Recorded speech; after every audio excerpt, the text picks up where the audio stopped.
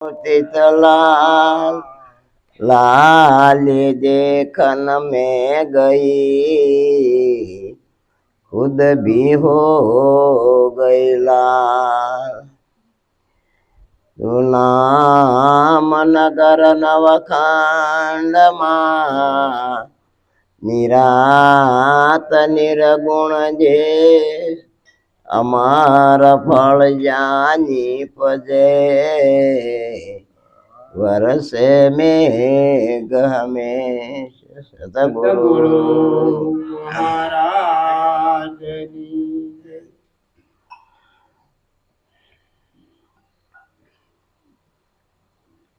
સંતોની વાતો જે છે એને આપણે અનુભવમાં લેવી પડે. હમણાં ભજન બોલ્યા બેન કે હંસ હાલો જાય ગુરુના દેશમાં. તો ગુરુનો દેશ કયો? તો ખરેખર આ સમજણ જે છે, સમજણનું ઘર આવી જાય ને એ જ ગુરુનો દેશ છે, બીજો કોઈ દેશ નથી. જે આપણે ગુરુ શરણે ગયા અને જ્યારે મહારાજને સામે બેઠા હતા અને આપણે ઉપદેશ લીધો ત્યારે આપણામાં કેટલી સમજણ આવી ગઈ છે. એ વખતે તો આપણને એવું જ થઈ ગયું હતું કે બસ હવે એમાં આપણે કાંઈ કરવા પણ નથી. આવી સમજણ આવી ગઈ છે, આવો આનંદ આવી ગયો હતો કે એની વાત જવા દો. પણ કેવું થાય છે, આપણે પેલા આ લાઈટ નહોતી ને ત્યારે ફાનસ રાખતા, એટલે ફાનસ આપણે હમે હાથમાં કરીએ એટલે હમે હાથમાં સારું જગે. પછી જેમ ટાઈમ જાય ને એમ પછી ભડક ભડક થાય અને ભડક ભડક થાય ને પછી ઓલાઈ જાય. એમ આમાં આપણે જયારે ગુરુ શરણે ગયા ત્યારે તો બહુ આપણે એમ થઈ ગયું હતું કે હવે આને છે કઈ વિશેષ છે જ નહીં, બહુ સારું મળી ગયું છે. પણ થોડોક ટાઈમ થાય ત્યાં પાછું ભડક ભડક થાય.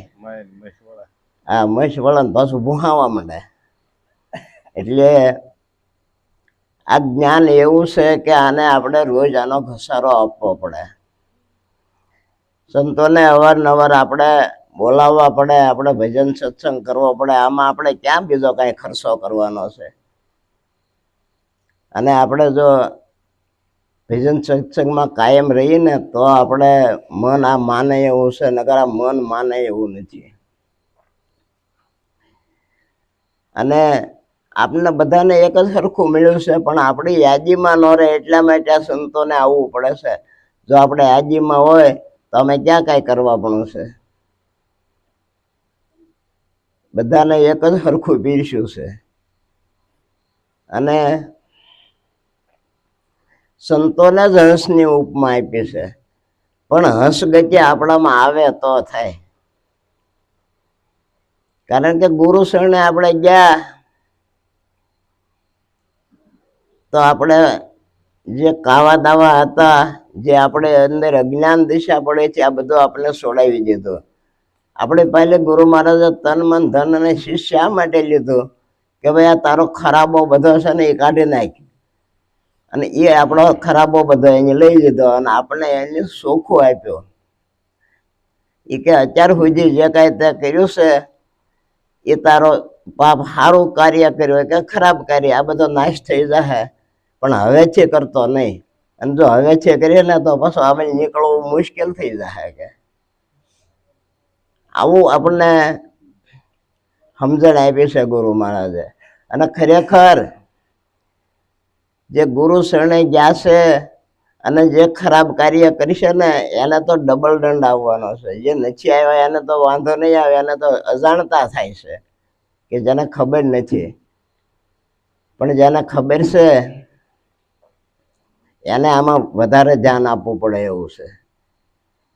એટલે કીધું છે સતગુરુ પધાર્યા જને આંગણે રે લોલા. સતગુરુ પધાર્યા જને આંગણે રે લોલા ટળે એનાથી વિજના તાપ જો સતગુરુ પધાર્યા જને આંગણે રેલો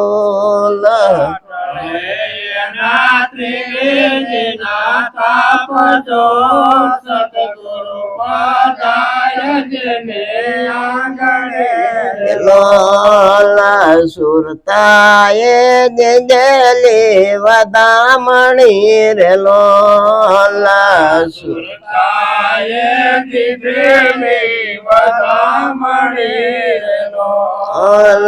સરી પોએ સાંભળ્યા સમાચાર જો સતગુરુ પધાર્યા જને આંગણે રેલો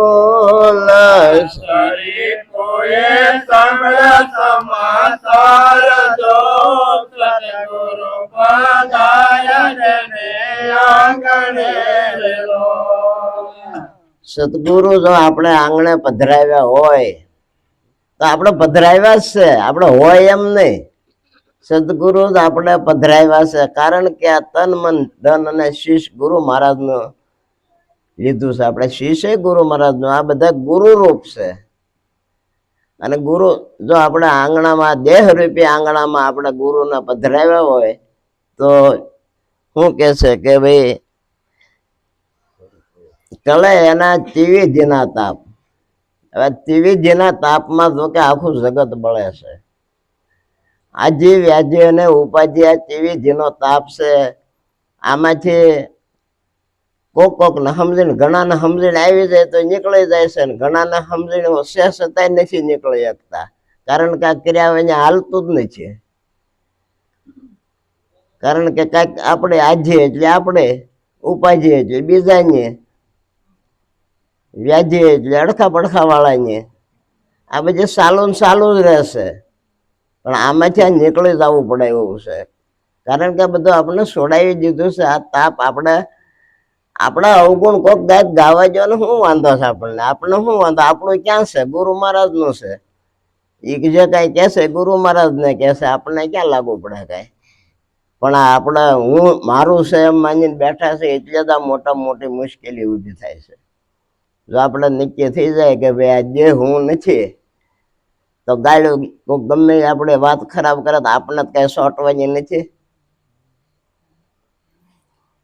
એટલે સંતો તો એમ કે ભાઈ જો કોઈક આપણે અવગુણ ગાવા વાળા હોય ને આપણે પડખા રાખવા જોઈએ, કે એમ કે છે એ કે આનું પાપ ધોવા માટે એક જ રસ્તો છે, બીજો કોઈ રસ્તો નથી. ભજન કદાચ ગમે એટલું કરો કે પછી પુણ્યદાન ગમે એટલું કરો પાપ નહીં ધોવાય. પાપ ધોવાનો એક જ રસ્તો, આપણા અવગુણ બીજા ગાવા જોઈએ તો પાપ ધોવા. અને એક બીજો રસ્તો છે પરમ તત્વ, જેને કીધું આપણને ગુરુ મહારાજે જે પદની ઓળખાણ કરાવી દીધી છે, જો આ પદની ઓળખાણ થાય તો પાપ ધોવાઈ જાય. બે જ રસ્તા પાપ ધોવાના છે. એટલે સંતો આપણને વારે છે અને કહે છે કે આ ત્રિવિધિના તાપમાંથી આ બળતો જીવાત્મા, અને આમાંથી એને ગુરુ મહારાજે બહાર કાઢ્યો છે. પછી કીધું કે સુરતાએ દીધેલી વધામણી. સુરતાઈ વચનાને વધામણી દીધી કે ભાઈ જો આની સિવાય કાંઈ નથી, અને કાંઈ હતું નહીં ને ખરેખર. આપણે તન મન ધન અને શીશ આપી દીધું, પછી શું હતું? છતાં પણ આપણને અહીંયા ઠેરાવ્યો હતો કે ભાઈ જો તું આ છો નામ, પછી શું આપણને નામ રૂપે ઠેરાવી દીધો. પણ આ કોઈનો ઠેરાવ્યો છે? જ્યાં વ્યાપકમાં આવી ગયો, જ્યાં આપણને જે સ્વરૂપ બતાવ્યું હતું એ સ્વરૂપ વ્યાપકમાં આવી ગયું, અને વ્યાપકને આપણને ઓળખાણ કરાવી દીધી ગુરુ મહારાજે. તો કે સરીપુએ સાંભળ્યા સમાચાર. રીપુ નામ દુશ્મન થાય. હવે એ સરીપુ કોણ છે? આ કામ, ક્રોધ, લોભ, મોહ, મદ અને ઈર્ષ્યા, આ છ રીપુ છે. અને આ આપણે અંદર રહીને આપણને કોરી ખાય છે. આપણે અંદર રહીને જ આપણને કોરી ખાય છે. આપણે બીજાના નથી નડતા, આપણા જ આપણને નડે છે. અને આપણને હક લેવા દેતા નથી, કારણ કે કોકનું સારું ભાળીએ તો એવું ઉપાધિ થાય. કોક આપણું કઈક લઈ ગયા હોય થોડુંક વધારે તો એવું ઉપાધિ થાય કે આ ક્યાં લઈ ગયો કે. એટલે આ બધા આપણે અંદર જ પડ્યા છે અને આને ગુરુ મહારાજે બહાર કાઢ્યા છે. શરીફુએ સાંભળ્યા સમાચાર. પછી ઉસાળા ભરીને તિમિર ઉપડ્યા. તિમિર કહેતા અંધકાર થાય. આપણે અંદર જે કાંઈ અજ્ઞાન દશા પડે છે આ અજ્ઞાન દશા બધી નીકળી ગઈ. અંધકાર મટી ગયો અને પ્રકાશ કરી દીધો કે જ્યાં જ્યાં જોવો ત્યાં તું છો, તારી સિવાય બીજો કોઈ નથી. આવું જ્ઞાન આપણને ગુરુ મહારાજે પ્રગટ કરાવ્યું છે. અને જો આપણી સુરતા ત્યાં લાગી જાય તો આ કાર્ય થાય એવું છે. એટલે કીધું કે સતગુરુ પધાર્યા જને આંગણે રે લોલ. સતગુરુ પધાર્યા જને આંગણે રે લોલ. શાળા ભરીને તિમિરયો પડ્યા રે લોલ.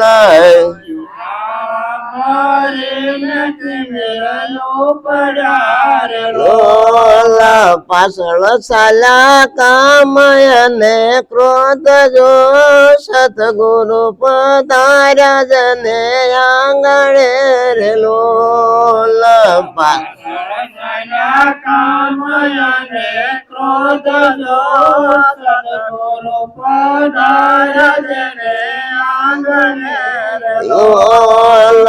લોભયા ને મોહ પડ્યા વિચાર મારે લોલ. લોભયા ને મોહ પડ્યા વિચાર મારે લોલ. અભિમાની નો ગર્વ ગળી જાય જો સતગુરુ પધાર્યા જને આંગણે રે લોલ. અભિમાની નો ગર્વ ગળી જાય જો સતગુરુ પધાર્યા જને આંગણે રે લોલ. જો આવું બધું કે સદગુરુ જેને આંગણે પધાર્યા હોય એને આવું બધું નીકળી જવું જોઈએ. જો આ નીકળી ગયું હોય તો આપણે નક્કી કરવાનું છે. આપણે બીજા પાસે કઈ નક્કી નથી કરાવવું. આપણે જ નક્કી કરવાનું છે કે આવી વસ્તુ આપણામાંથી નીકળી ગઈ છે કે નથી નીકળે. જો ગુરુનું શરણ સ્વીકાર્યું હોય તો એની વાત છે. ન જાણતા હોય એને તો ક્યાં આપણે વાત જ.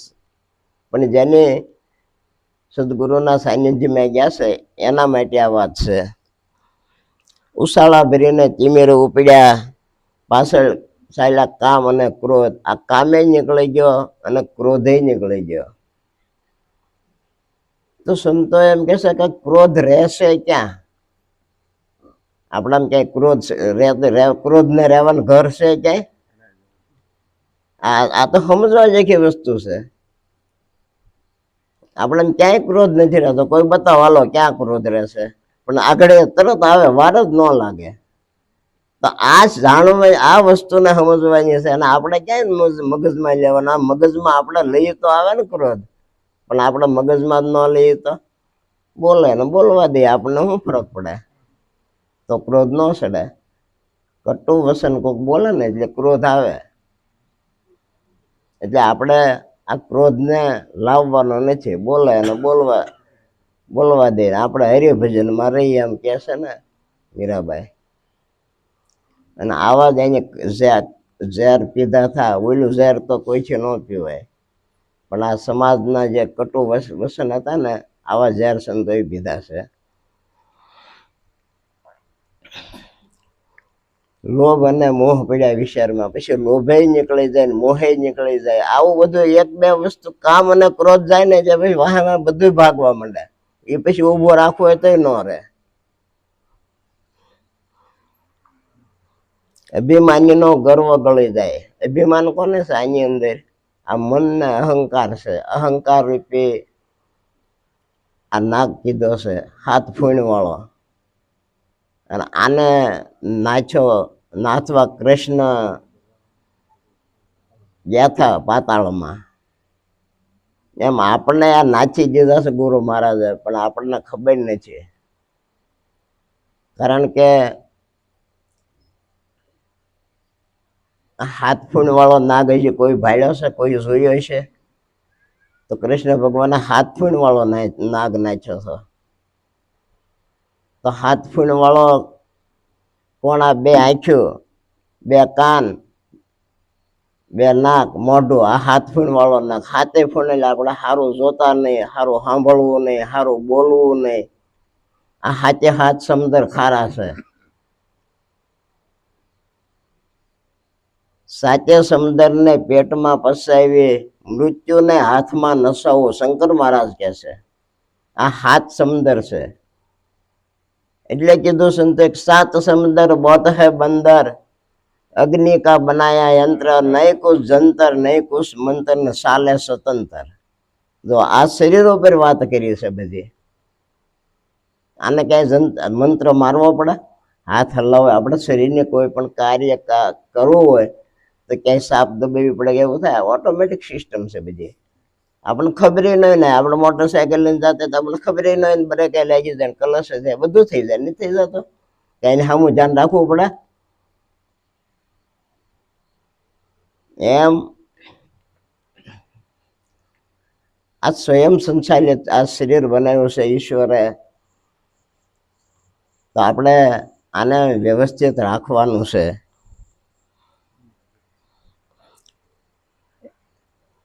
સોરાશી ખાણથી બસાવ્યા રે લોલ, સોરાશી ખાણથી બસાવ્યા રે લોલ, જમડાયું બેસરે દોડ્યા જાય જો, સતગુરુ પધાર્યા માર આંગણે રે લોલ. જમડાયું બેસરે દોડ્યા જાય જો, સતગુરુ પધાર્યા તે આંગણે રે લોલ. નિર્ક્યો દેદાર નિજ નામનો રે લોલ,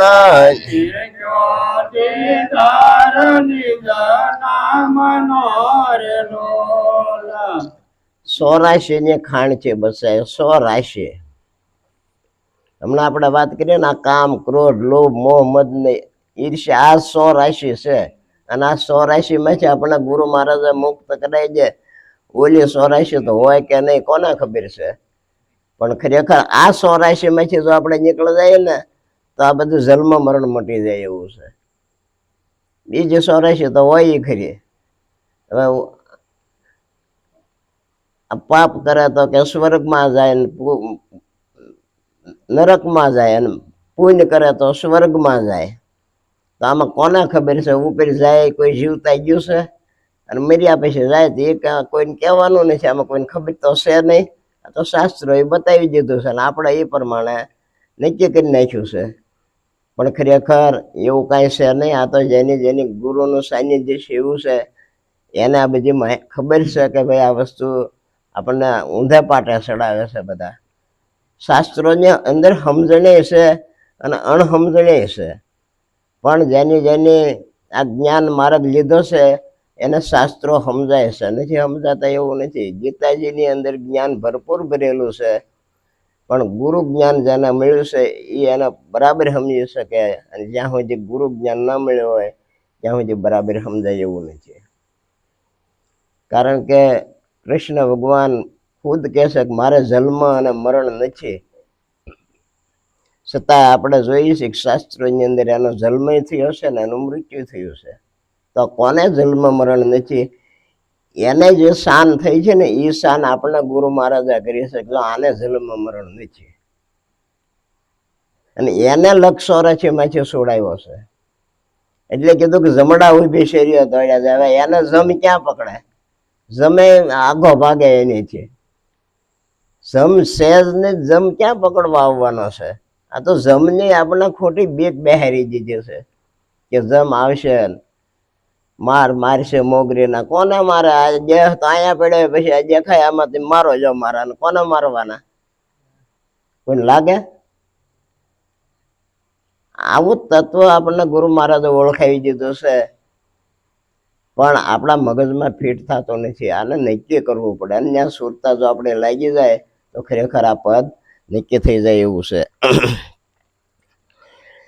જરા મરણ દેહના તો ગુણ છે રે લોલ, જરા મરણ દેહના તો ગુણ છે રે લોલાયા ખંડ સ્વરૂપ જબરદાન જો સતગુરુ પધાર્યા જને આંગણે રે લોલાયા અખંડ સ્વરૂપ જબરદાન જો સતગુરુ પધાર્યા જેને આંગણે રે લોલા સતગુરુ પધાર્યા જને આંગણે રે લોલા સતગુરુ પધાર્યા જેને આંગણે રે લોલા તો જન્મ અને મરણ આ દેહનો ગુણ છે, શરીરનો ગુણ છે. જે 5 તત્વનો દેહ મળ્યો છે એને તો જન્મ મરણ છે. તે પછી આપણો હોય કે પછી કૃષ્ણનો ભગવાનનો હોય કે રામનો હોય, કોઈ પણ દેહ ધરીને આવવાના છે એનો નાશ થવાનો જ છે.